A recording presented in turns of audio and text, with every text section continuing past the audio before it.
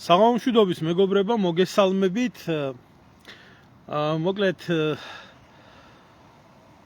დღეს დღევანდელი ვიდეო ლაივი მიეძღვნება საგარეო სიტუაციას, ანუ მოდი გავანებოთ რა იმ კლოუნადას და იმ ავადმყოფების წივილ-კივილს, რაც საქართველოში ხდება.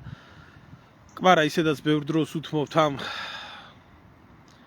კლოუნების, რა ვიცი, საცირკო წარმოდგენებს და უფრო სერიოზულ თემასთან დაკავშირებით მინდა ვესაუბრო ჩემს აუდიტორიას. ბოლო 3 დღე არ შემიწერია ვიდეო ლაივი, არ იყო საინტერესო თემები, უბრალოდ ჩემი აზრით არ მიმაჩნია ხა სწორად ილაპარაკო ადამიანმა ამათ ჭორაობაზე პარტიები უნდა აკრძალონ, პერსონები არ უნდა აკრძალონ, ეს საქართველოს ეს პამოიკა რაც ხდება და არ იმსახურებს ნამდვილად ყურადღებას. დღეს უბრალოდ ძალიან სერიოზული ინფორმაცია გავრცელდა სოფლიო პრესაში. რუსეთის საგარეო დაზვერვის სამსახურმა გამოაქვეყნა უფრო განცხადება, რომელშიც მითითებული იყო ძალიან პირდაპირი დასახელება იყო, აქ არ იყო რაღაცა ურჭოფობის საკითხი, იმის შესახებ, რომ ფრანგები ერთვებიან უკრაინის ომში და დახასიათებული იყო იქ თუ რა ფორმით, როგორ, რანაირად, საიდან, რომელი კუთხიდან და მიზეზებიდან გამომდინარე, რა იყო ამ ყველაფრის მიზეზი. ჩავთვალე უბრალოდ მნიშვნელოვნად ეს ყველაფერი, რადგან სანამ რუსეთის საგარეო დაზვერვა გაავრცელებდა ამ ინფორმაციას, ბოლო 1 თვის განმავლობაში ფრანგული მხრიდან ვრცელდებოდა ძალიან საინტერესო განცხადებები და ალბათ ლოგიკური შედეგი ეს იყო, რაც რუსულმა დაზვერვამ განაცხადა და მიმაჩნია, რომ იმსახურებს ნამდვილად ეს საკითხი გარკვევას, თუ ჩვენს ირგვლივ რა ხდება. ახლა ამას რეალურად საქართველოში არ ხდება რეალური გეოპოლიტიკური საკითხების განხილვა. ყოველთვის არის დაფინანსებული ერთი მხარე, მეორე მხარე, ომი არა, მშვიდობაში ვართ, ასე და ბლოგერებიდან და დამოუკიდებელი არ მინდა ეგ სიტყვა ექსპერტი ვიხმარო, იმათგან თუ უფრო გაიგებ ჭეშმარიტებას, ვიდრე, თუმცა ეს ხალხი ძალიან დეფიციტურია საქართველოში, იმიტომ რომ ყველა რაღაც ფორმით რომელიღაცა ვიღაცაზე მაინც არის მიყიდული სიმართლე გითხრათ, აქედან გამომდინარე ჩვენ უბრალო ადამიანებმა შევეცადოთ გავერკვეთ თუ რა ხდება, რაში არის საქმე, ილი არ ვიცი ისტორიულ დღეში რას გულისხმობ. დაწერე ძამიკო და მინდა გაგესაუბროთ ამ საკითხთან დაკავშირებით. მოკლედ გავრცელდა ინფორმაცია იმის შესახებ, რომ ფრანგული ბატალიონები 2000 კაცამდე მზად არიან, იმყოფებიან პოლონეთში და მზად არიან ჩაერთონ უკრაინაში საბრძოლო მოქმედებებში. ისინი გადიან ინტენსიურ წვრთნებს. დასახელებული იქნა ეგრეთ წოდებული ინტერნაციონალური ლეგიონის წარმომადგენლები. აქ ვინც არ იცის, ახლა ფრანგებს აქვთ ესეთი უსაფრთხოების სისტემა, უცხო ქვეყნის მოქალაქეებს აძლევს 192 ქვეყნიდან ყავთ ნაკრები შექმნილი, რომლებსაც არ აქვს საფრანგეთის მოქალაქეობა, აქვს სურვილი შეიარაღებულ ძალებში იმსახურონ, ფრანგულ შეიარაღებულ ძალებში და კონტრაქტის გასვლის შემდეგ მათ ეძლევათ მოქალაქეობა და სხვა ის დამატებითი სიკეთეები, რაც საფრანგეთის მოქალაქეს გააჩნია, მანამდე კიდე კონტრაქტი და მათ როგორც სახორცე მასალად საფრანგეთი გადაისვრის ხან ემაში, რა ქვია, აფრიკაში, ხან აზიაში, ხან უკრაინაში და ესე შემდეგ. მოკლედ რუსებმა დაასახელეს, რომ ეს არის ფრანგული ლეგიონის მებრძოლები, რომლებსაც აქვთ მაღალი პროფესიონალური მომზადება გავლილი, 2000 კაციანი კონტინგენტი და საინტერესო არის მომენტი, რომ ამ მებრძოლებში უპირატესობას წარმოადგენენ სამხრეთ ამერიკელი სამხედრო მოსამსახურეები. ეთნიკური წარმომავლობა მათი არის სამხრეთ ამერიკიდან, ფრანგის არაფერი არ ატყვიათ, არც მოქალაქეობა აქვთ, არც აბუთები აქვთ და უბრალოდ ისინი მსახურობენ ფრანგულ ლეგიონში. სანამდე რუსეთის ეს განცხადება გავრცელდებოდა, დღეს ოფიციალურმა პირებმა საფრანგეთში რამოდენიმე დღით ადრე განაცხადეს, რომ საფრანგეთი უნდა იყოს მზად ომისთვის, რადგან რუსეთი არ გაჩერდება მიღწეულ წარმატებაზე უკრაინაში და ისინი აუცილებლად დაესხმებიან დასავლეთს, ევროპას და ამიტომ სანამდე რუსეთს ეს გაუკეთებია, საფრანგეთმა უნდა მიიღოს ყველანაირი ძალები, რომ აგრესორი შეაჩეროს იმ საზღვრებში, რომელიც საზღვრებშიც მიმდინარეობს. გაიხარე ილია. ის და 8 ოქტომბერია, კი. უზენაეს საბჭოს არჩევნებია. საინტერესო იქნებოდა ამ თემაზე გვესაუბრა, მაგრამ ისეთი არეული არის სამყარო და ჩვენს გვეხება ჯობია ამ თემასთან დაკავშირებით ვისაუბროთ. სხვათა შორის არ ღირს ეხა მაგაზე საუბარი, თემიდან გადავალთ. ასევე საფრანგეთის საავადმყოფოებმა მიიღეს ინსტრუქცია, რომ ფრანგული სამედიცინო სისტემა მზად, ეს ოფიციალური მიმართვა არის, უნდა იყოს მზად იმისთვის, რომ 2026 წელს საფრანგეთის ჰოსპიტალებმა მიიღონ 10,000-დან 50,000-მდე 10,000-დან 50,000-მდე დაჭრილი სამხედრო რეაბილიტაციისთვის და მკურნალობისთვის. ეს არის ოფიციალური ინსტრუქცია გაცემული, რაც რა თქმა უნდა ფრანგულ საზოგადოებაში იწვევს სერიოზულ კითხვებს. გაიხარე იუზა, კი, მეც ვიცნობ რამოდენიმე ქართველს, რომელიც მსახურობს საფრანგეთის ლეგიონში, ქართველები საკმაოდ არიან ფრანგულ ლეგიონში მსახურობენ. და რა თქმა უნდა, ეხლა რისთვის ხდება ჰოსპიტლების მომზადება ხდება მხოლოდ და მხოლოდ ერთადერთი მიზნით, იქიდან გამომდინარე, რომ დაჭრილი სამხედროები იქნან მიღებული თუ არა სხვა მხრივ ფრანგული სამედიცინო სისტემა საფრანგეთის მარტო კი არა, ჩამოსული ავადმყოფების მკურნალობას წარმატებით ახდენს და მათ შორის უამრავი 10,000-ობით ქართველის მკურნალობას, მაგრამ აქ არის კონკრეტული მიმართულება, რომ იქნას დაჭრილების მომზადება, ასევე დაიწყო წვრთნები ექთნების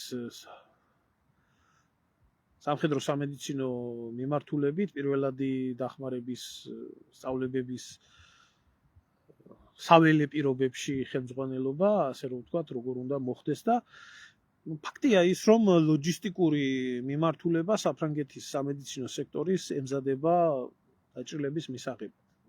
გენერალური შტაბის უფროსი ნომერ პირველი სამხედრო აცხადებს, რომ საფრანგეთი და ევროპა ხდება რუსეთის აგრესიის სამიზნე და მათ არ უნდა მოუშვან საფრანგეთამდე, რა ქვია, რუსები.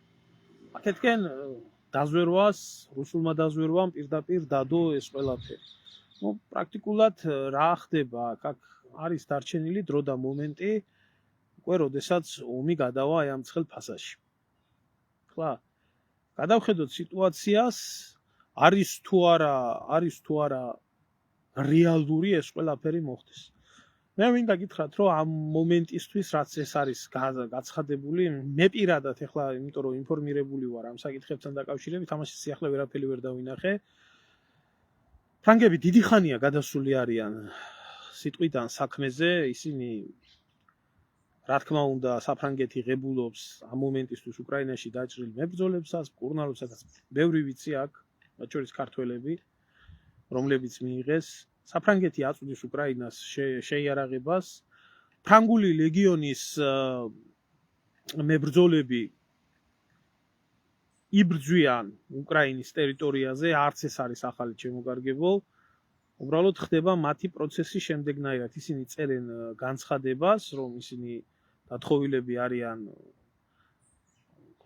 საფრანგეთის ლეგიონიდან და მიდიან ცალკე დამოუკიდებელ მოხალისეებად უკრაინაში საბრძოლველად და ხელფასი აქვთ 4 5 გარანტირებული.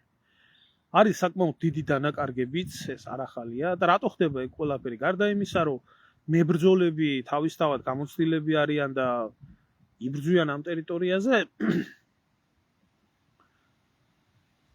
ფრანგულ სამხედრო ტექნიკას, ყველა ქვეყნის სამხედრო ტექნიკას სჭირდება თავისი სპეციალისტი. აი მიაწოდეს ამდენი შეიარაღება უკრაინას, ამდენი შეიარაღება შვედეთმა მიაწოვა, ამდენი ამერიკამ, ამდენი ბრიტანეთმა, ამდენი იტალიამ, ამდენი საფრანგეთმა, ამდენი გერმანიამ. ყველა იარაღს სჭირდება თავისი სპეციალისტი. თქვენ რომელიმე იარაღის სრულფასოვანი სპეციალისტი გაზარდოთ, ამისთვის სჭირდება წლები. იარაღი არ არის მარტო ჩადევიტყვია და გაისროლე. ეს არის ქვეითის საქმე, ავტომატის ათვისება 6 თვეში შეიძლება ჯარისკაცი მოამზადო იმისთვის, რომ ისროდეს იარაღთან მოპყრობა იწოდეს, შესისხორცებული ქონდეს 6 თვეც არაა საჭირო სუბუქი იარაღთან დაკავშირებით.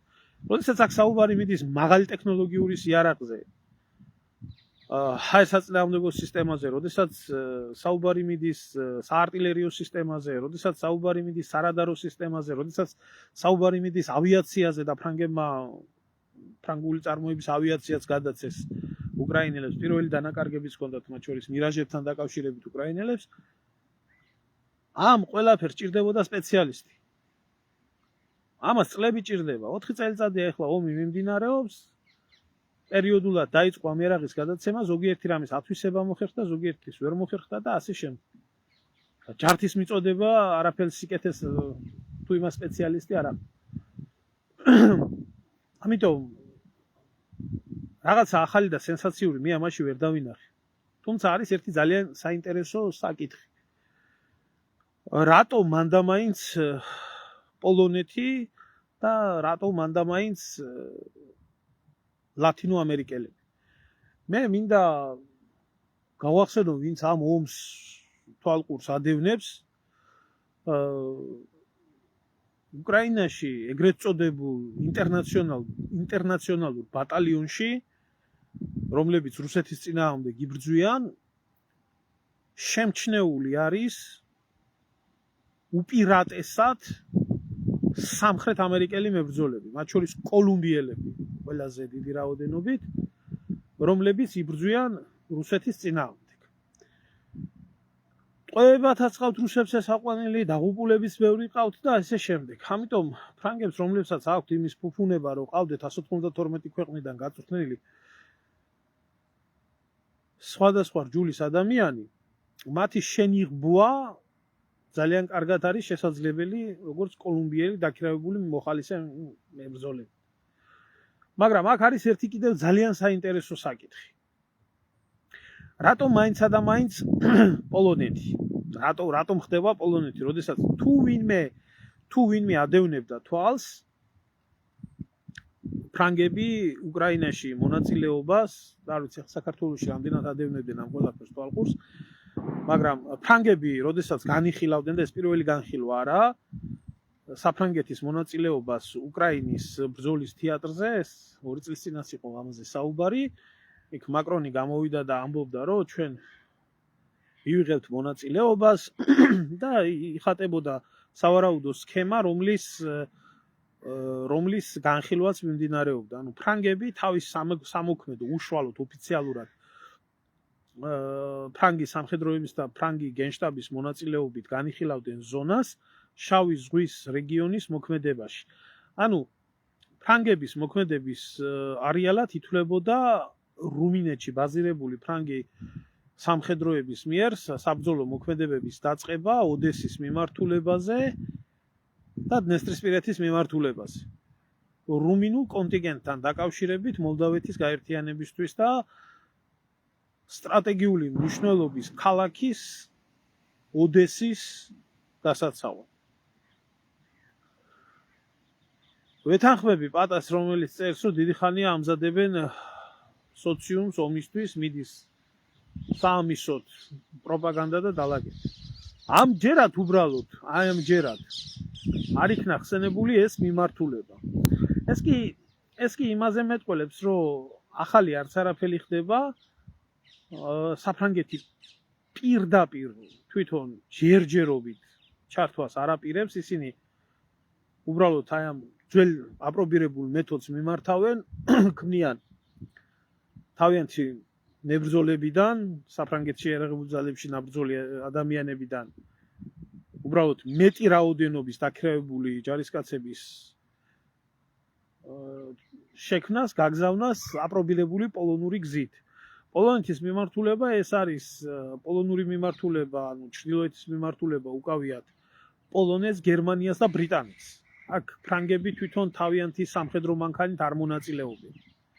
ამ სივრცის დაცვა, ბალტიისპირეთის და პოლონეთის დაცვა არის პასუხისმგებლობა აღებული აქვს ბრიტანეთს და გერმანიას და პოლონეთს.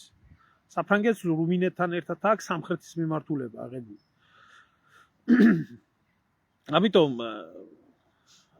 ეს უფრო ასე რომ ვთქვათ, პროპაგანდისტული საკითხი უნდა იყოს, მაგრამ რა თქმა უნდა, ეს ითვალისწინებს საზოგადოებიდან ყურის მიჩვევას. ყურის მიჩვევას და მომზადებას 2026 წლის სავარაუდოდ ზაფხულზე დასავლეთის შეიარაღებული ძალების ჩართვას უკრაინის ომში. მე ამაზე ადრე ვსაუბრობდი, ვინც ადევნებდა თვალყურს, ბევრს ეცინებოდა. თუ როგორ თქვი მე ეს, რომ თურმე ასე შეიძლება მოხდეს, რომ გერმანია მოხდეს ჩაერთოს უკრაინაში თავისი შეიარაღებული ძალებით. მოკლედ, ეს ყველაფერი აი ამ სიყალბით რატო ხდება?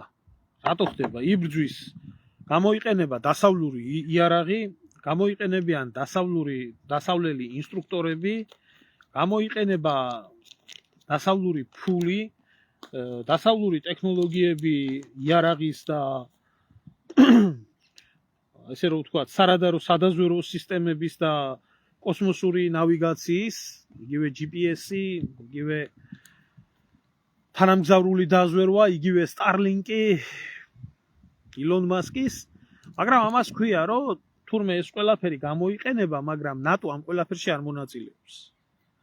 თურმე ნატო არაფერს შუაში არაა, ეს ომი მიმდინარეობს, მაგრამ ნატო არაფერს შუაში არაა. ნატოს წევრი ქვეყნები ეხმარებიან ინდივიდუალურად, იმიტომ რომ პოლიტკორექტულობა არ დაირღვეს. რადგან იმ შემთხვევაში თუ კი იქნება ფიქსირებული, რომ ნატო ერთვება ამ ყველაფერში, ამ შემთხვევაში შეიძლება რუსეთმა მთელი ნატოს მიმართულებაზე იმოქმედოს. ამიტომ მათ ჭირდებათ, ახლა არ ვიცი მე ესენი რატო ბლეფაობენ, ანუ საკუთარი ალბათ მოსახლეობის მოსატყუებად უფრო ხდება, იმიტომ რომ რუსებმა ძალიან კარგად იციან, რომ უკრაინაში არანაირი უკრაინული არმია მარტო მათ არ ებრძვით.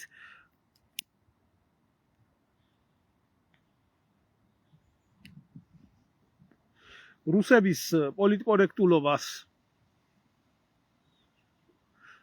პოლიტკორექტულობას ნაკლებად არიან ჩვეულები, არიან პირდაპირები და ისინი რუსეთის მოსახლეობას ეუბნებიან, რომ ჩვენ უკრაინაში გვეომება დასავლეთი.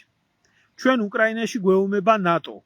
ჩვენ უკრაინაში გვებრძვიან ნატოს იარაღი, ჩვენ უკრაინაში გვებრძვიან ნატოს ინსტრუქტორები, ნატოს დაქირავებული ჯარისკაცები. რუსებს საკუთარი მოსახლეობა მომზადებული ყავთ იმისთვის, რომ გარდაუვალი არის.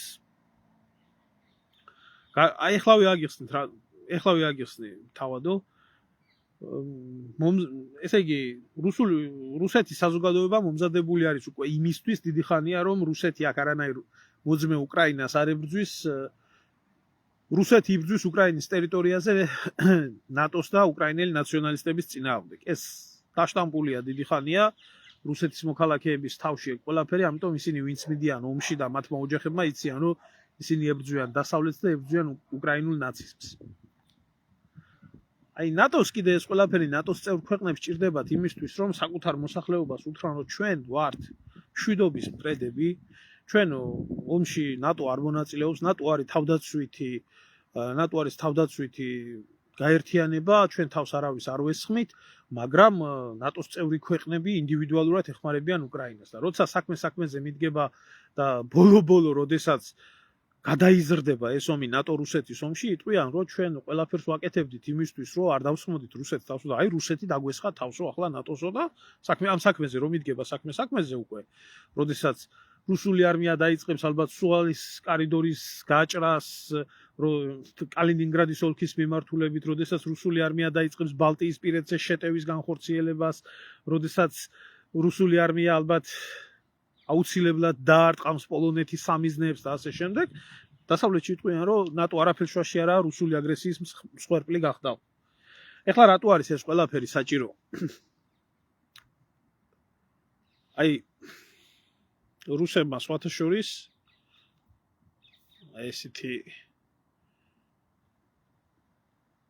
მინიატურა გააკეთეს სატირული, სადაც გამოსახეს მაკრონი ნაპოლეონის ფორმაში, რომ მას უნდა ნაპოლეონობა, მას უნდა ისტორიაში შევიდეს, რადგან ასეთი საზღარი პრეზიდენტი,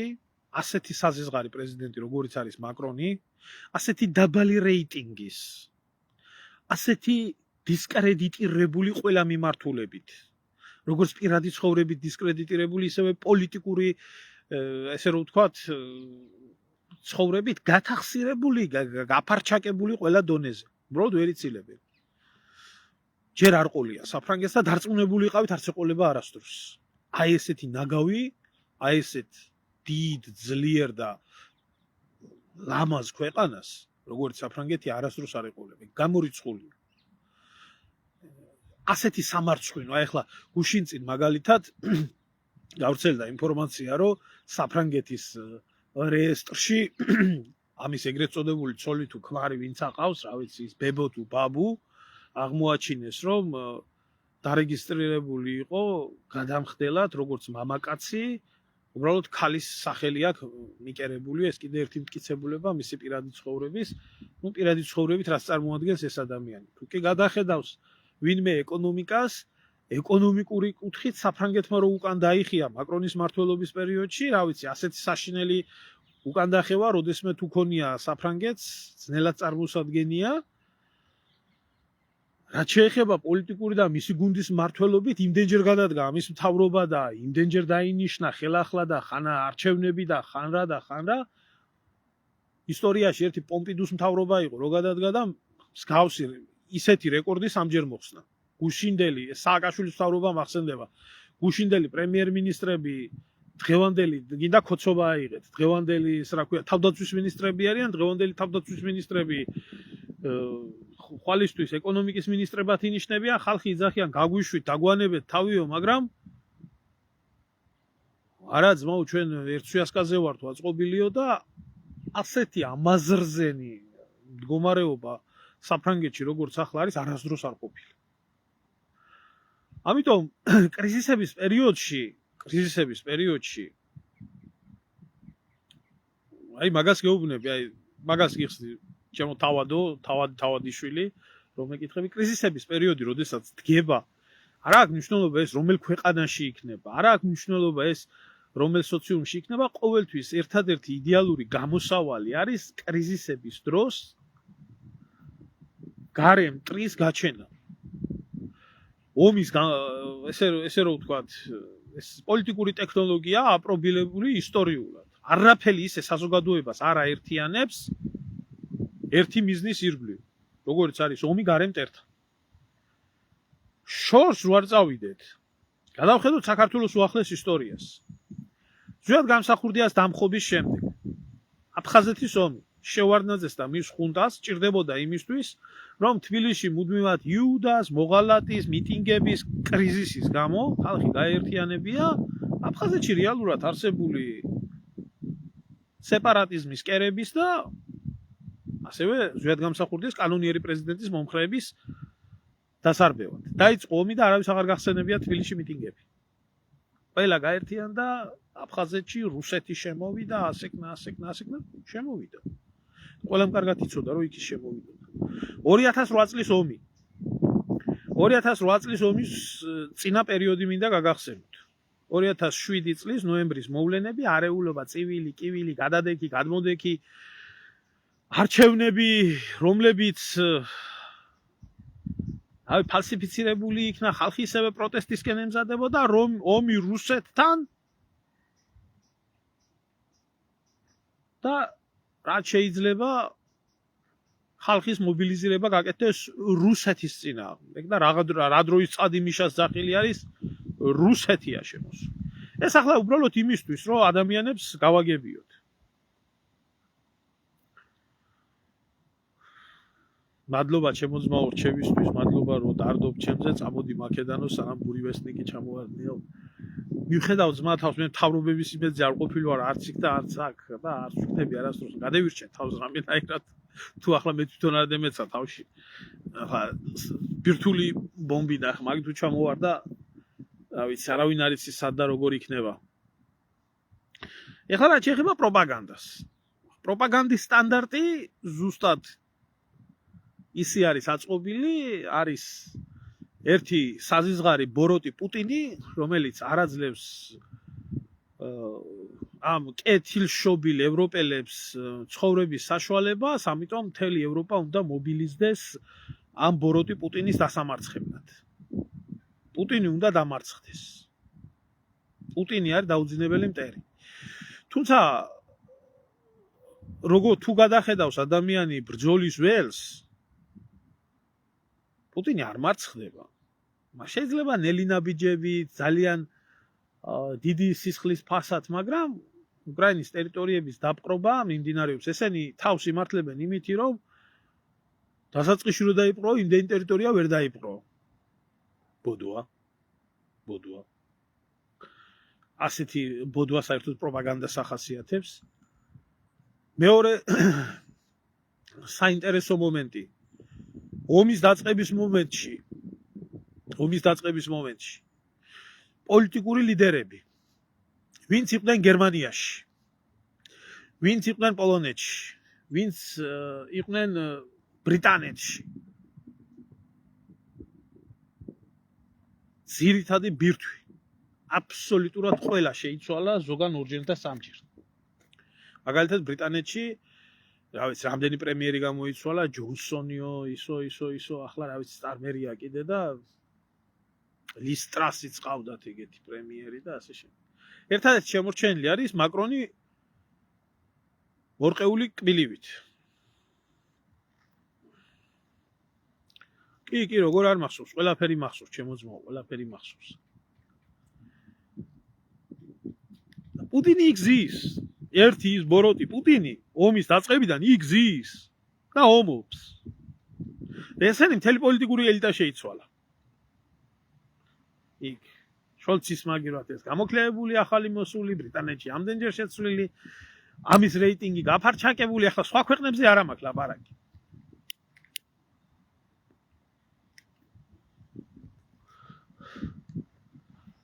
ახლა საერთოდ ეს პოლიტიკური შეფასება, ეს შიდა კრიზისი, გარე კრიზისი, მაგრამ ეხლა არსებობს სამხედრო ლოგიკა, რომელიც სამხედრო ლოგიკაც ევროპის ომის თეატრზე არაერთხელ იქნა ჩამოყალიბებული, არაერთხელ იქნა დამტკიცებული და არაერთხელ იქნა სისხლით დაწერილი. ამ ხრივ არაფერი განსაკუთრებული არ ხდება, მე მინდა გითხრათ. ამ ხრივ ისევე ძველი, ასე რომ ვთქვათ, რუკა თამაშდება და ძველი კარტი თამაშდება.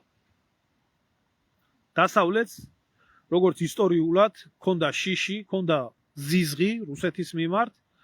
ეს არასდროს არ აპირებდა რუსეთის თავის რიგებში თანასწორად მიღებას. ამიტომ ყველანაირი ძალებით ცდილობდა რუსეთის ჩაფარჩაკებას, რუსეთზე სანქციების დაწესებას და ეს ისტორიული რაკურს რო გადახედოს ადამიანმა, პოლონეთი ლიტვიდან მოკლედ რუსეთ-ევროპის ომი გარდაუვალია. ჩემო ძმაო, რუსეთ-ევროპის ომი მიმდინარეობს. მასშტაბებს და ინტენსივობას გააჩნია, თუ არა. ამ მომენტისთვის, იმიტომ ვამბობ, მე პოლიტკორექტულობაზე არის აქ საქმე. რუსები არ უმალავენ თავიანთ მოსახლეობას, ისინი პირდაპირ ამბობენ, რომ ისინი ებრძვიან ნატოს და უკრაინულ ნაციზმს, ნაციონალიზმს უკრაინაში. ეს გარდაუვალი, ამას ახლა მასშტაბებს გააჩნია. რა საზღვრები იქნება გადაკვეთილი. მაგას ვამბობ ახლა ზუსტად, რომ რაშია საქმე. ისტორია კიდე ყველას ძალიან კარგად ასწავლის. რუსეთ-დასავლეთის დაპირისპირება საუკუნეების მანძილზე, დაწყებული რო იყო პოლონეთის და ლიტვის დიდი უნიიდან, მოსკოვის სამთავროსთან, როგორ ყავდათ დაპყრობილი მოსკოვი, როგორ უნიშნავდნენ პოლონეთი, კაცო, პოლონეთს რუსეთ დაპყრობილი ყავდა, მეფეს პოლონეთი ნიშნავდა, ხო? კიევზე ზედმეტია ლაპარაკი. მერე როგორ განხორციელდა ტევტონთა ორდენების მიერ რუსეთის წინააღმდეგ ომი, მერე პეტრე პირველის ომები, მერე ნაპოლეონის ომები რუსეთში, მერე პირველი მსოფლიო ომი, მერე მეორე მსოფლიო ომი, ეს იყო ყველაზე სისხლიანი ომის თეატრი. ხო და მაგას ვამბობ, არაფერ განსხვავებას არ ვამბობ, ზუსტად აი ამ კარტის გათამაში, ისტორიის ამ კარტის გათამაშება მიმდინარეობს. კაცობრიობას სხვა მეტი არაფერი არ შეუქმნია. კაცობრიობის ისტორია არის ომების ისტორია. ძირითადში. ვინ დაიპყრო, რომელი იმპერია, რომელი იყო, რომელი დასუსტა, რომელმა რომელი მიითვისა, ეს ახლა საერთოდ ჩვენში კი არა პროპაგანდის დამსახურება არის, რომ ადამიანები ერთმანეთისგან ვერ ანსხვავებენ პროპაგანდას და რეალურ ანალიტიკას. აი ეს არის და განსაკუთრებით საქართველოში არის ამის პრობლემა, იმიტომ რომ ძალიან დაბალი დონე არის განათლების და ყველა პოლიტიკოსობს და განათლება 0.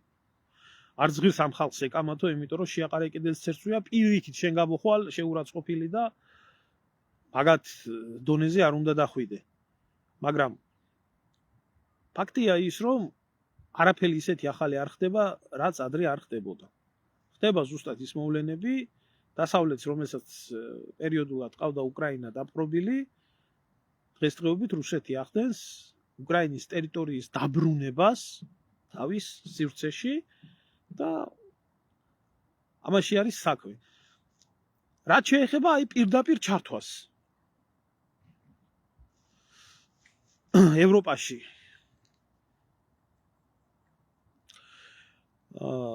ევროპაში ჩემოძმაო, თუკი ჩვენ აი ნატოზე არ მაქვს საუბარი, იმიტომ რომ ნატოში არის კიდე ერთი ქვეყანა, რომელსაც ძლიერი შეიარაღებული ძალები ყავს, რაოდენობრივად დიდია, ეს არის თურქეთი. მაგრამ ახლა ამ წუთში თურქეთი ნაკლებად განიხილება ამ მიმართულებაზე. მე ვამბობ, ევროკავშირის ქვეყნებში რო ვთქვა და ევროპის ქვეყნებში ერთადერთი ძლავრად მომზადებული ქვეყანა არის, რა თქმა უნდა, პოლონეთი. პოლონური როგორ გითხრათ, იცი, მთელ ევროპაში საერთოდ ამ დამპალ ლიბერალურ სამყაროს აქვს ესეთი ძალიან ეშმაკური ხოდი. როდესაც მათ ჭირდებათ ომი, იმ ქვეყნებში ახალისებენ ნაციონალიზმს და მილიტარიზმს უმატებენ და აი ამ ქვეყნებმა უნდა იომონ. ასე იყო სააკაშვილის დროს, დღესაც ასე არის, ყველა ნაცი პატრიოტია, რო გითხო და ყველა ნაცი ლიბერალისტია. ასე არის უკრაინაში, ყველა სლავა უკრაინელი თან ლიბერალია და თან ფაშისტია და ფაშისტური იდეებით ცხოვრობენ. ამას ეძახიან უკრაინულ იმას, რა ქვია, ნაციონალიზმს და რაც შეეხება პოლონეთს, პოლონეთი ღიად ნაციონალისტური ქვეყანა არის. წახალისებული არის პოლონეთი, შეიარაღებული არის კბილებამდე. პოლონეთში რაც ხდება, მას მთელი ევროკავშირი ხუჭავს თვალებს პოლონურ ნაციონალიზმზე, პოლონეთში მიმდინარე მოვლენებთან დაკავშირებით, რომ იქ შექმნილი არის სახალხო რაზმები. და ესე შემდეგ, ერთი მიზანი აქვს ამ ყველაფერს. მიზანი ის არის, რომ ეს ქვეყნები გეოგრაფიულად მდებარეობენ რუსეთთან ახლოს. ეს ქვეყნები ადრე თუ გვიან უნდა ჩაერთვან ომში, რუსეთთან ომში, ამიტომ ეხლა თან ჩახდის პროპაგანდა უკაცრავად მეგობრებო, თან ჩახდის პროპაგანდა ახორციელო და თან ლიბერალისტობის პროპაგანდაზე ისაუბრო და თან ამასთან ერთად ისა რა ქვია გმირები აღზარდო, ეს არ გამოდის, ამ ლიბერალისტულ იდეოლოგიაში არ გამოდის. ეს შესაძლებელი არის მხოლოდ იქ, ხელოვნურად წაახალისო, ხელი შეუწყო და პოლონელებს არაფერი არ ჭირდებათ, ისედაც ნაციონალისტი ხალხია წაახალისება ნაციონალიზმის და ასევე მოახერხო ის რომ ეს ქვეყნები ლიბერალურ ორბიტაზე იყო. ამიტომ არის პოლონეთი კვილებამდე შეიარაღებული ნაციონალისტური ქვეყანა, რომელიც ქვეყანაც უნდა აღმოჩნდეს ბუფერი უკრაინის შემდეგ, ეს იყო ისტორიულად ყოველთვის, რომ გინდა არ გინდა მოახერხოს საკუთარი ტერიტორიის და ევროპის დაცვა. ეხლა რაც შეეხება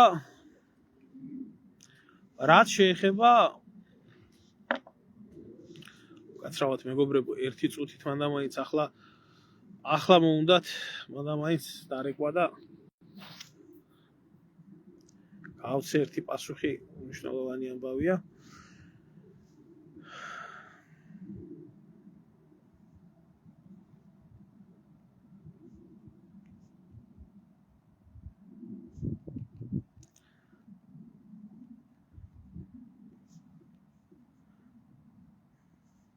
აქცენტ ეხლავე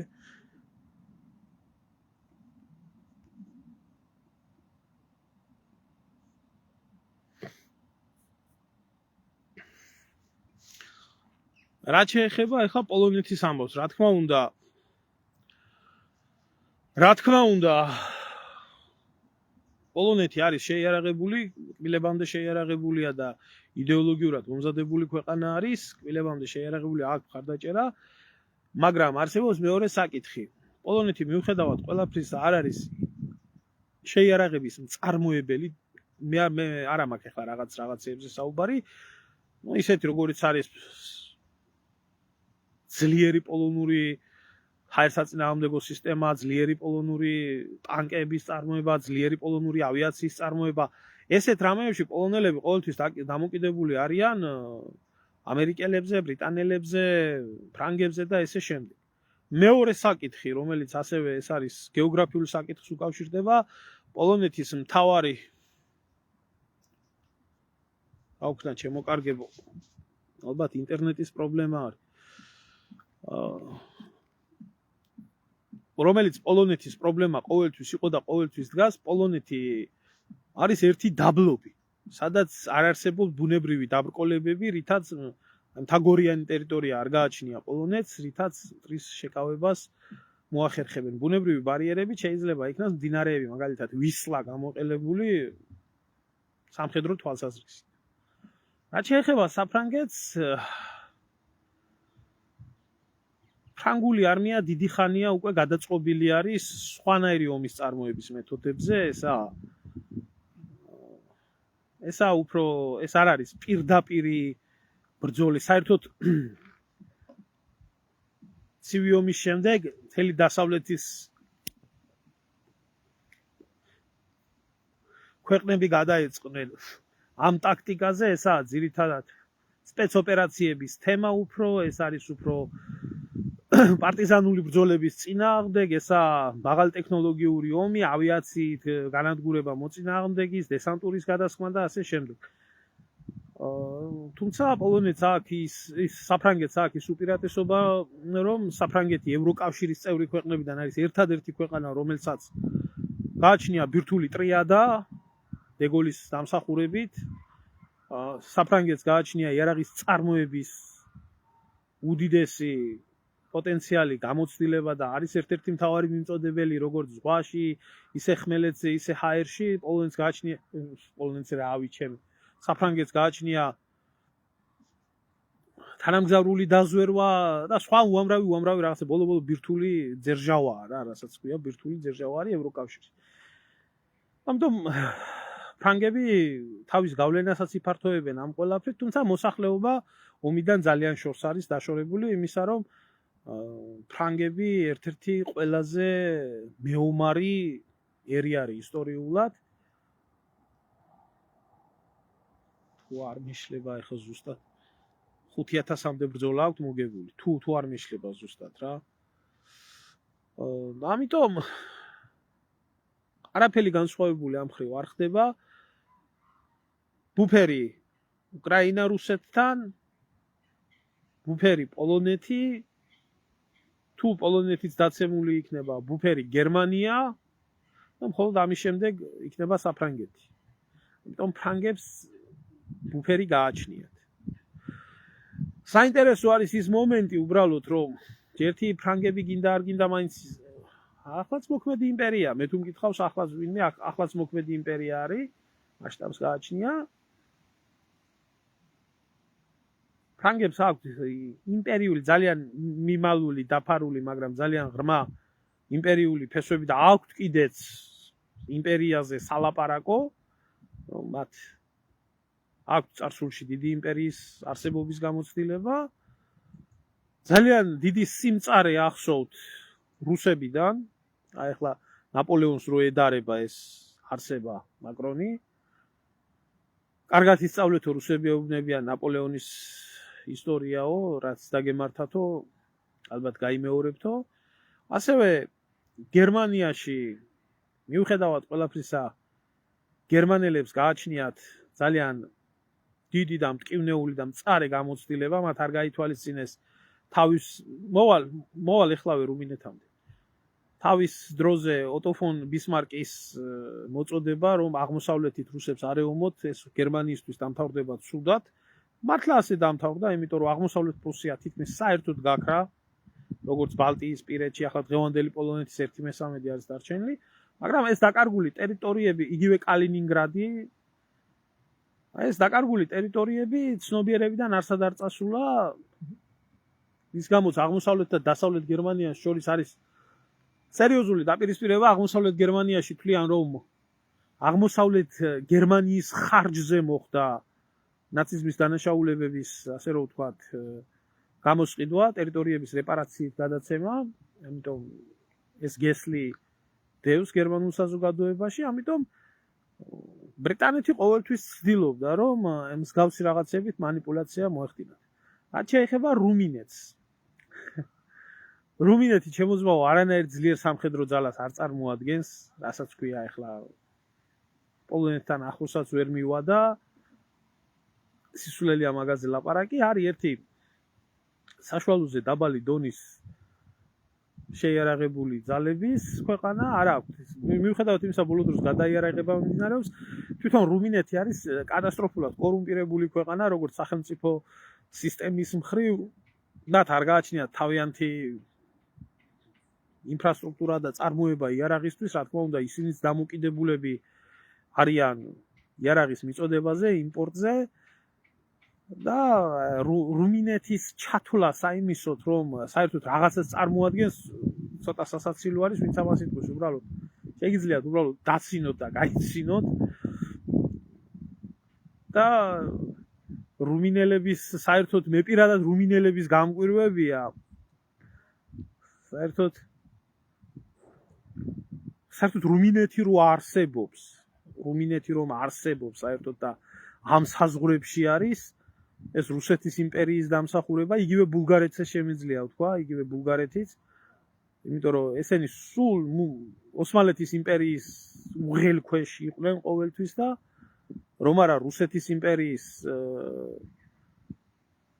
წარმოებული ომები ბალკანეთის მიმართულებით ბოლოს 1878 წელს არავინ იცის დღესაც ალბათ ოსმალეთის შემადგენლობაში იქნებოდა 300 წლიანი და 400 წლიანი ტყვეობებიდან გაანთავისუფლა.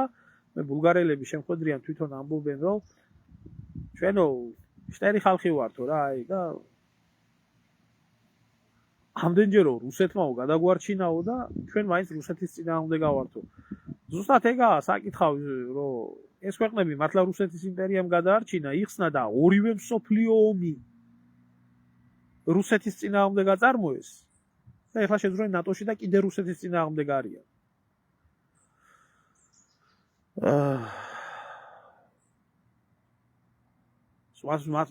სხვათა შორის რა არის, იცი?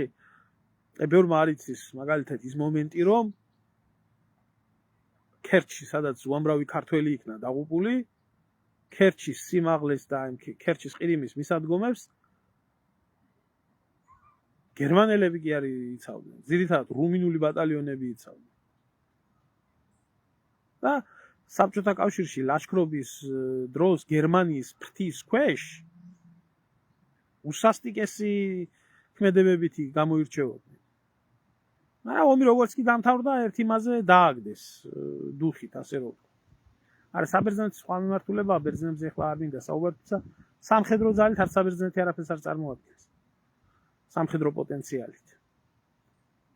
ხოდა ხა რუმინელებს უბრალოდ ეუბნებიან ესეთ რაღაცას, რომ მოლდოვეთი იქნება თქვენი, ჩაყლაპავთ, შემოიერთებთ, ერთ სახელმწიფოდ გახდებით და იქნებით ჩვენი ფრთის ქვეშ. ხოდა რო იბრძოდა ჩემო ძმაო, ზუსტად მეორე მსოფლიო ომის წინ, ასე რომ ვთქვათ და მე მთელი მხრის მანძილზე, როდესაც იბრძოდა, ზუსტად მაგიტო იყო, რომ სტალინმა დასაჯა რუმინელები და როგორც ბულგარელი, როგორც ემას რა ქვია, უნგრელებს ჩამოართვა ეს პრიკარპატიის და ეს ტერიტორიები, ისე ჩამოთმეული აქვს მაგალითად დღევანდელი ოდესის ოლქის მიმართულება, იგივე ჩერნოვცების მიმართულება, უზარმაზარი ტერიტორია რეპარაციაში წაართვა სტალინმა და მიუერთა უკრაინას, აი ამ სისხლიანმა ბოროტმა სტალინმა. ეს გააკეთა. ეხლა რაც შეეხება თვითონ რუსული საბრძოლო მანქანის ინტერესს და არს, მე მიმაჩნია, რომ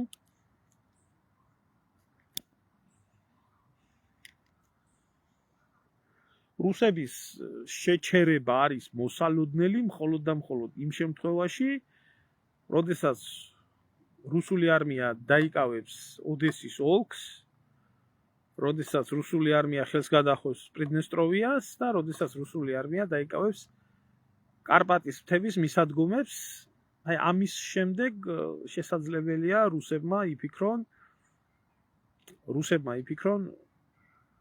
მშვიდობაზე და მოლაპარაკებაზე. მანამდე შეიძლება ყველაფერი იქნება დროებით, იმიტომ რომ სამხედრო ლოგიკა, რასაც ამბობს, სტრატეგიული დამარცხება უნდა მივაყენოთ რუსეთსო, ხო ამბობდნენ.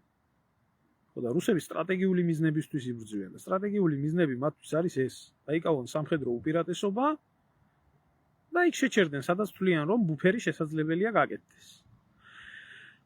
და აი ამ მთელ პოლიტიკურ ვაკხანალიაში და მთელ ამ საგიჟეთში რაც ხდება, გერმანელების და ფრანგების და საერთოდ ევროპელების თავარი ამოცანა არის ის, რომ მაქსიმალურად რუსეთი იქნას გამოფიტული უკრაინაში ომში. და თუ შეხედავენ, რომ რუსები უკვე გადავლიან დასავლეთ უკრაინის ტერიტორიაზე საომრად, ამ შემთხვევაში მოხდეს უკვე უკრაინის ტერიტორიაზე იტყვიან, რომ ნატო არაფერს შუაში არ არისო, მაგრამ ნატოს ძირითადი ქვეყნების გერმანიის, საფრანგეთის და პოლონეთის შეიარაღებული ძალების შეჭრა, რომ ის ბუფერი, რასაც ქვია დასავლეთ უკრაინა, ეგრეთ წოდებული გოლიჩინა, იქნას შენარჩუნებული ბუფერად.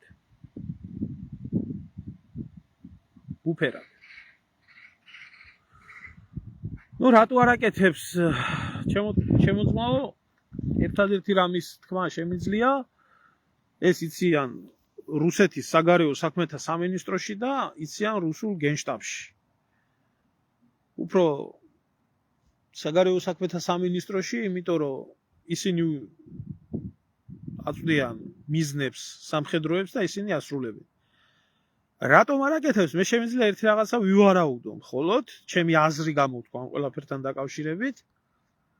რუსეთი ხედავს, რომ მას შეუძლია ამ ომის წარმოება და ამ ომის პარალელურად რუსეთმა თავის სტრატეგიულ მიზანს როგორც ბრძოლის ველზე სამხედრო მიმართულებით უნდა მიაღწიოს, ასევე უნდა მიაღწიოს პოლიტიკური მიმართულებით. პოლიტიკური მიმართულებით რუსეთის სამხედრო მიზანი კიდე არის რუსეთის სახელმწიფოს ჩამოშორება დასავლეთის ორბიტიდან, ყველანაირად ენერგეტიკულად, ეკონომიკურად და ესე შემდეგ, თუ დარჩება რაღაცა იქ არხები ცალკეა და გადაწყობა რუსული ეკონომიკის და რუსული პოლიტიკური ორბიტის აღმოსავლეთის მიმართულებაზე კოალიციაში ჩინეთთან და ინდოეთთან. ეს არის პრიმაკოვის ეგრეთ წოდებული დოქტრინა, დოქტრინაც იქნა შემუშავებული და ეს მტკივნეული პროცესით, მაგრამ ნელ-ნელა ხორციელდება და ეს ასე უცებ ვერ მოხდება, ამას ჭირდება ომი, ამას ჭირდება კრიზისები, ამას ჭირდება ეს ნაბიჯ რუსეთი. ამ თავის ნაბიჯებს ანხორციელებს. აი თუნდაც ელემენტარული დააკვირდით რუსეთ-ჩინეთის ვაჭრობა რა იყო ომის დაწყებამდე და რამდენია ახლა. რაღაც 40 მილიარდიდან 240 მილიარდამდე ავიდა, მე მგონი თუ არ მეშლება რიცხვები. ენერგეტიკული კავშირები რუსეთის და ჩინეთის. რა იყო ომის დაწყებამდე, რა არის ახლა ამ მომენტისთვის. ერთი მილსადენი, მეორე მილსადენი, სილასიბირი ერთი, სილასიბირი მეორე, ისე შემდეგ და ესე შემდეგ. პოლიტიკური დაკავშირება, სამხედრო კავშირი. იგივე ჩრდილოეთ კორეის რესპუბლიკასთან, ვისაც გინდა დაცინეთ, ვისაც გინდათ არ დაცინოთ, კაცო, თქვენი საქმეა. კიმ ჩენ ინის ჩრდილო კორეას მეტი იარაღის და მეტი ყუმბარპორცნის წარმოება შეუძლია და რაკეტის წარმოება შეუძლია, უბრალოდ ჭურვის წარმოება შეუძლია. ვიდრე მთელ დასავლეთ ევროპას თუნდაც მილიონ ჭურზე, რომელიც ფულიც ჰქონდათ ევროპაში და საყიდლად არ ჰქონდათ, იმიტომ რომ ევროპული კონცერნები დახურული იყო ცივი ომის მერე. ახლა ხდება ამ ყველაფრის ამუშავება, ახლა ხდება ამ ყველაფრის გადაწყობა, ახლა იწყება გერმანიის მილიტარიზაცია, ახლა იწყება საფრანგეთის სხვადასხვა მიმართულებით განვითარება, იქ დამოუკიდებელი უამრავი პროექტები მიდის რა. ახლა მიდის სხვათა შორის გეგმაზე არავინ ლაპარაკობს ამას პელსუცკის ჩამოყალიბებული დოქტრინის განხორციელება იგივე ტრიმორია და ჩრდილოეთი სამხრეთის მიმართულებაზე ბალტიური ქვეყნების სამხედრო ხელშეკრულების დადება სლოვაკეთთან, უნგრეთთან, რომლებიც პირდაპირ მოსაზღვრეები არიან რუსეთის და ომის შემთხვევაში მინი ნატოს, აღმოსავლეთ ევროპის, რომ ისინი თვლიან, რომ რუსეთი რო დაესხათ ამათ თავს, ნატო ვერ უზრუნველყოფს მათ დაცვას. უამრავი საინტერესო რაღაცეები ხდება. მართალია სისხლის ზღვა უბედურებაა, მაგრამ ახლა ჩანს ძალიან საინტერესო პროცესები. ზახაროვა რომ მეუნება ზურა ამ ყველაფერს, იმიტომ ვლაპარაკობ მეც თუ არა. ზახაროვა რო არ მეუნებოდეს მე საიდან მეწოდინებოდა ჩემო ძმა. ჩემი მარია. და საერთო ჯამში მოსალოდნელი არის უკრაინის ტერიტორიაზე პირდაპირ ჩართვა ფრანგული, გერმანული და პოლონური ძალების, რომლებიც ასევე შეიძლება ბრიტანულიც, რომლებიც შეინარჩუნებენ უკრაინის რაღაც ნაწილს, გალიჩინას, დასავლეთ უკრაინას, რომელიც მომავალში უნდა აღმოჩნდეს ევროპის და პოსტ-უკრაინული, ასე რომ ვთქვათ, ომის შემდეგ ბუფერი რუსეთს და დანარჩენ ევროპას შორის, რომ კიდევ რაღაცა ომები და პროვოკაციები მაგათ საზღვრებზე არ მოხდეს და აი ამ ბუფერულ სახელმწიფოებში იყოს შემდეგ დაჯახებები, მაგალითად როგორც იყო დატოვებული თავის დროზე ჩინეთს და რუსეთს შორის მონღოლური ბუფერი.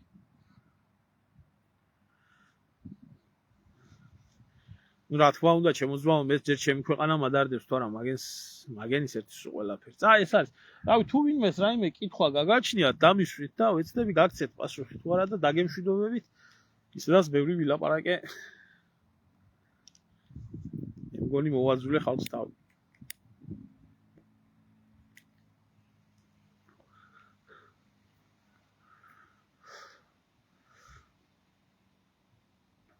მე არ ვარაუდობ, რომ უცებ მოხდება ეს რაღაც საფრანგეთის ჩართვა ამ ყველაფერში, ეს არის უბრალოდ ორივე მხრის რუსები ამას თავის და სასიკეთოდ იყენებენ და ეუბნებიან მოსახლეობას, ხალხო, ხო გეუბნებოდით, ესენი ჩვენი მტრები არიან და არ გვაპატიებენ თავის დროზე ბოროდინოს და ნაპოლეონის დამარცხებას, ისინი ეუბნებიან რუსეთი ხომ ხედავთ რა არის, ამისთვის უნდა ვეცადოთ და თუ ახლა გულო უტოვებს ერთია სიტყვაზე, მაგრამ მეორე სხვა. სიმართლე გითხრა, ვახტანგ, აი სიმართლე გითხრა, აი კითხვა არის, რომ როგორ ფიქრობ შემდეგ წელს დაიწყებენ ომსო ევროპელებიო? ხალხო გამოვიდეთ ილუზიებიდან. ევროპა ომობს, ევროპა ახლაც ომობს, ეს ევროპის ომია. ევროპული დაფინანსება, ევროპული იარაღია, ევროპული უზრუნველყოფა, ევროპული დაზვერვა, ყველაფერი ევროპული არის, აბა უკრაინელები რას, მაგრამ აი რაზეც არის საუბარი, უკვე ღია პირდაპირი შეჯახება რუსულ და ევროპულ ჯარებს შორის. სავარაუდოდ იგეგმება, იმიტომ რომ მე თუ მკითხავთ, ევროპა არც გაისად არ იქნება მზად ომისთვის. მაგრამ ეს უკვე იქნება ევროპა არა 2022 წლის, 2026 წლის იქნება, იმიტომ რომ ამ პერიოდამდე უნდა იქნას იარაღის წარმოება გაზრდილი, უნდა იქნას პირადი შემადგენლობა, საზოგადოება მომზადებული ამ ყველაფრისთვის და მთავარი პრობლემა წარმოებას კიდე უცებ აღადგენენ ევროპელები და უცებ შექმნიან. მთავარი პრობლემა რა აქვს? ევროპაში სამხედრო სამსახური ჩაითვალა თავის დროზე თუ ითვლებოდა ერთ-ერთ ნომერ პირველ სამსახურად, ცივი ომის დასრულების შემდეგ სამხედრო სამსახური ჩაითვალა ჩლუნგების, გონება ჩამორჩენილების, არსად რეალიზებადი ხალხის თავშესაყარ საპენსიო რაღაცად, რომლებიც და თავდასხმაზე კი არ ფიქრობდნენ, ისინი ფიქრობდნენ მცირე მაღალტექნოლოგიური სპეცდანიშნულების დონის არმიების შექმნაზე, რომლებიც გაერთიანებულად დაამარცხებდნენ, როგორც დაამარცხეს ვთქვათ იუგოსლავია, როგორი ომიც იყო მაგალითად ლიბიაში და ასე შემდეგ და ასე შემდეგ. ამ ფორმატზე გადაეწყო ევროპა. ისინი დიდი ომისთვის არ ემზადებოდნენ, იმიტომ რომ ბევრი ხარჯიაო. ამერიკული ქოლგა გაგვაჩნიაო, არანაირი პრობლემა არ აგვაქვს და ესო აღარ იქნებაო პრობლემა.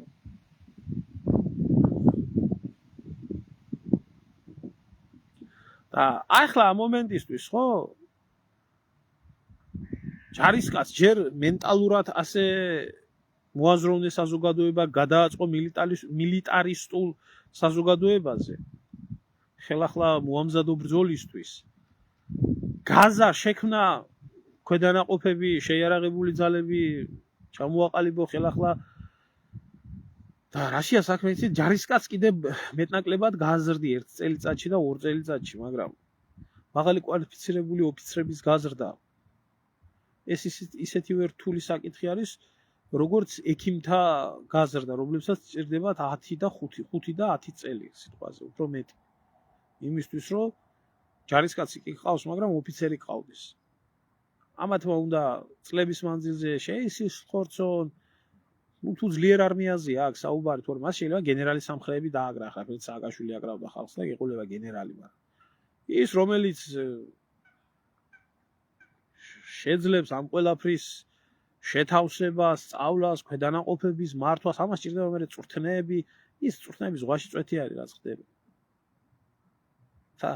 მე დღეს ყველა ომზე ლაპარაკობს, ყველა ჯარზე ლაპარაკობს, აი განსაკუთრებით ეს აი რუსეთს ასე უზამენ, რუსეთის მანდილოსნები რო ლაპარაკობენ, განსაკუთრებით მაშინ ღებულობ დიდ სიამოვნებას, მათი სიბრძნის გამოაშკარავება ხდება მაგ დროს. თუმცა რა ვიცი, დღეს კაცებიც ცოტა ისეთი სასაცილოა საქართველოში, ისეთ მამრთა კასტა არის გამოზრდილი, რომ იარაღის და იმის გარდა ყველაფერი უნდათ ახლა. წამალი და ნარკოტიკი და კლუბებში ტრაგის ხნევა, მაგრამ ახლა ხალხი პროპაგანდას აყავს დაბოლებული და ამიტომ მათ მაგივრად იაზროვნა ვიღაცამ ტელევიზორში, მათ თავში ჩაუდო და ისინი ამას გიმეორებენ. არ ვამბობ, რომ მარტო მე და ჩემი ძმა ვართ მართალი, მაგრამ შენგან განსხვავებით, შეკათამო რო დამალულ ხარ, სურათი ვერ დაგიდევს და სახელი და გვარი ვერ დაგიწერია, ყოველ შემთხვევაში არც სახეს ვმალავ, არც სახელს და გვარს ვმალავ და ჩემ აზრს გამოვხატავ და პროგნოზები მე მგონი ჩემი უფრო ახდენილა, ვიდრე შენაირი გამოკვლევებულების და შენი ექსპერტების, რომლებიც იცახოდნენ რუსეთს ტანკი არ აყავს. 3200 ტანკიდან 3500 გაუნადგურეს რუსეთს არ აყავს ტანკი. და ამგეს გენერლობა რო ქონდა და მაგათი ნაგენერლები აფხაზეთში და 2008 წლის ომში კარგად ვნახეთ და შენაირი დასწირებულების ლაპარაკი მე ამ ყველაფერზე. აბა თქვენთან მე რა მოსატანი ვარ, კაცო. თქვენთან მე რა მოსატანი ვარ. ჩვენ რა გვეშველება ზმა უნდა თავი გავანძრიოთ და ხელი გავანძრიოთ და ჩვენ ქვეყანას მივხედოთ. კარგი, დაგემშვიდობებით, მოკლედ ამის თქვა მინდოდა, საინტერესო თემა არის, უნდა დავაკვირდეთ ამ ყველაფერს, მაგრამ საქართველოში აინტერესებთ მიშა, გრიშა, ბიძინა, ის გაასამართლეს, იმას შეუყვეს, ამას გამოუყვეს, იმას წაართვეს, ამას წამოართვეს. იმან რამდენი მოიპარა, ამან რამდენი მოიპარა, ის გამოთაყვანებული ხალხი. აბა დროებით. მადლობა ყველას ყურადღებისთვის.